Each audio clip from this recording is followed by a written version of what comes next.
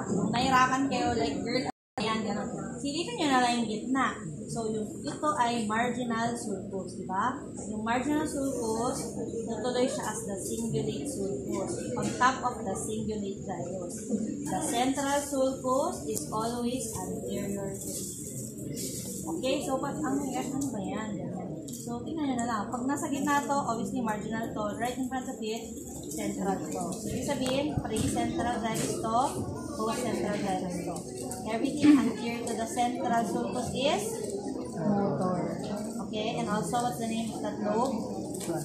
Frontal lobe. Everything after it is parietal lobe. So, next is identify yung side. Identify central sulcus para ma-orient ka. Next, identify mo kung ano bang family siya. So, anong lobe siya nagbibilong, diba?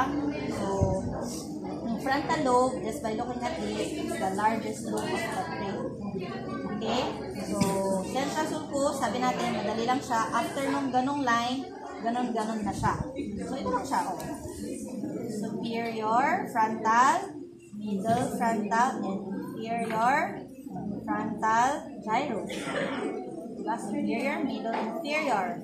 Central sulcus, motor straight. Okay? Sylvian fissure. So, yun na yung boundaries ng temporal lobe and the frontal lobe. So, ito yung hindi ko tinuro sa class. Kasi nawala yung picture. Sorry. So, ito ay, what is this nerve? This is cranial nerve 1. Olfactory nerve. Ito, kaya siya may depression ganito. Kasi yan na yung mata niya. So, pag inimagine mo ganyan, yan na yung eye socket niya. Okay? Kaya, ang pangalan ng mga to, orbital gyri. So, yung orbital gyri, madali lang silang pangalanan based on yung letter H. H. Hindi siya always perfect H, guys. Okay? So, pero parang H siya.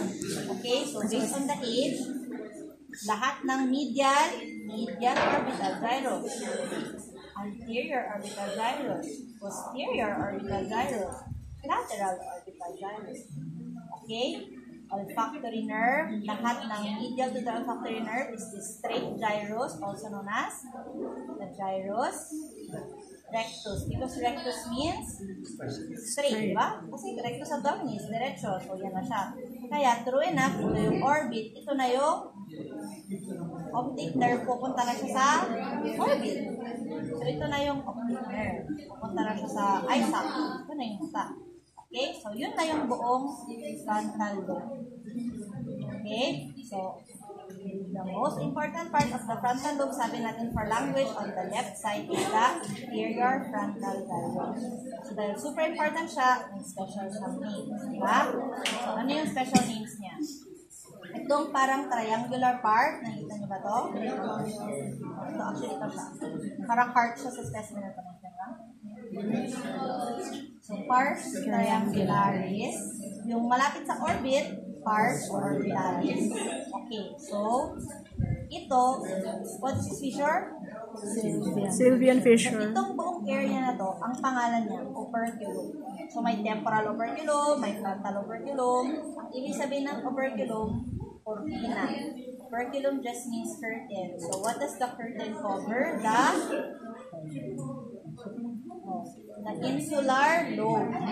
The insular lobe. Okay, so the curtain covers the insular lobe. Kaya, itong part ng curtain, ang pangalan niya, pars opercularis. Kasi it's part of the operculum. So, okay, operculum. Yun lang yun. Yung sinasabi lang niya, yung cortina na tumatakip sa insula, yun lang yung operculum. Wala siyang special. Okay? Huwag kayong masyadong magpalit. Okay? So, yun na yung buong frontal lobe. So, puna na tayo sa temporal lobe. So, yung temporal lobe, para lang siyang frontal, di ba? So, may dalawa lang din siyang iwa. So, yung superior temporal, middle temporal, inferior temporal gyrus. So, just like the frontal lobe, meron din siyang mga kapangalan sa face. So, pinakamadaling i-identify, ito kinat na kasi nila, ano tong nagkakitikin dito? Ikibitin sa midbrain. Correct. Substantia nigra. What is in front of the substantia nigra? What are these fibers? Oh, corticospinal tract. So this carries the motor pathway. Corticospinal. So, ulit. Cranial nerve 1, cranial nerve 2, nandito na po ang cranial nerve 3, except natanggal sa specimen na to. Pero nandito na siya. So, ito yung midbrain. So, third cranial nerve, corticospinal tract, midbrain, and then there's this guy here na nakaungkot na ganyan. This is the uncus. Kaya, nandito na rin yung tentorium. So, dito na yung brainstem Tapos magiging cerebellum na sa likod. So, nandito na yung tentorium nakapaganyan na siya dyan. Kaya, di ba, pag sinasabing uncal herniation or tentorial herniation, ano yung structure na nag-herniate? Yung anong nangyari sa patient? Naipit yung corticospinal tract. So, cross siya. Ibig sabihin yung patient hemiplegic on the opposite side ng lesion. Maipit niya yung third nerve. So, anisocoric yung patient. Maipit niya rin yung posterior cerebellar artery. So, nandyan din yung PCA. Kaya nagkakaroon din ng PCA infarcts yung mga patients na may uncal herniation. Okay? So, super important yun. In-emphasize ko siya. Malamang lalaki siya. And magagamit ko siya for the rest of your life. Makita kayo ng ganong patient, 100% sure uncal herniation. Okay? So, uncal herniation, ano ulit to? Inferior temporal gyrus. Uncus, yung katabi ng uncus para hippocampal gyrus. So, yung katabi ng mas lateral ng konti sa para hippocampal, this is the letter F, fusiform gyrus. Then inferior temporal gyrus. Okay, yun na yun. So, yung para hippocampus, katabi niya yung sa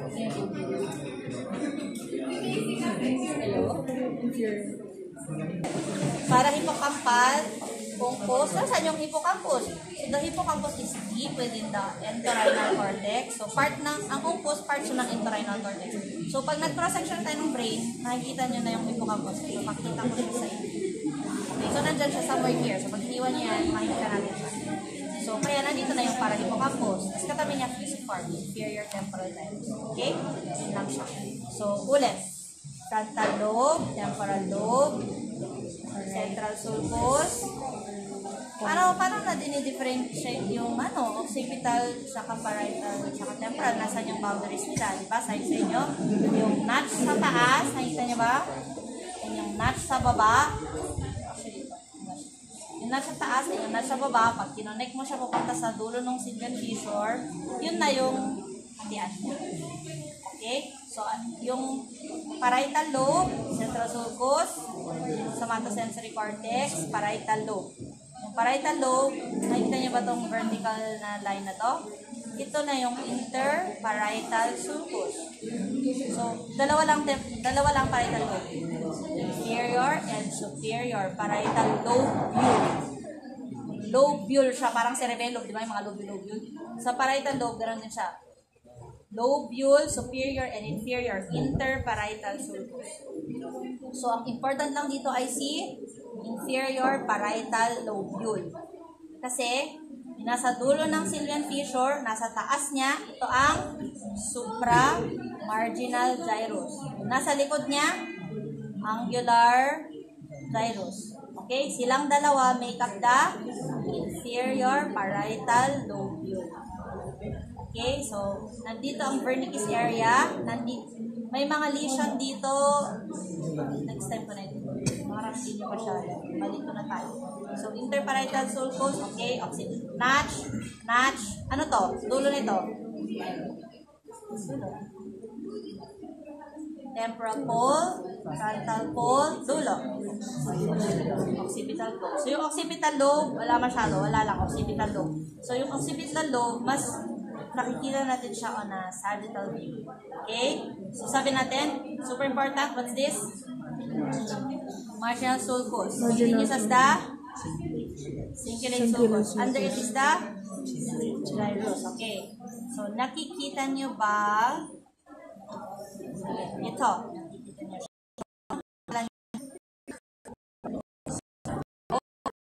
Parietal occipital, it coincides with the notch here. See, yun yung notch talaga.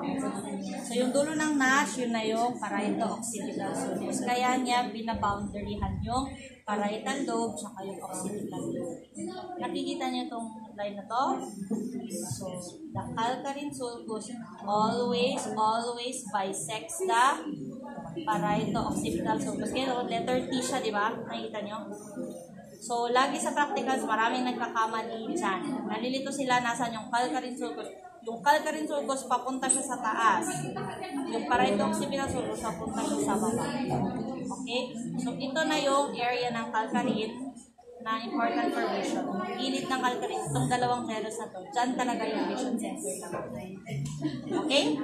Sige, kailangan ko nang mag-move on. Butin nyo na yung next.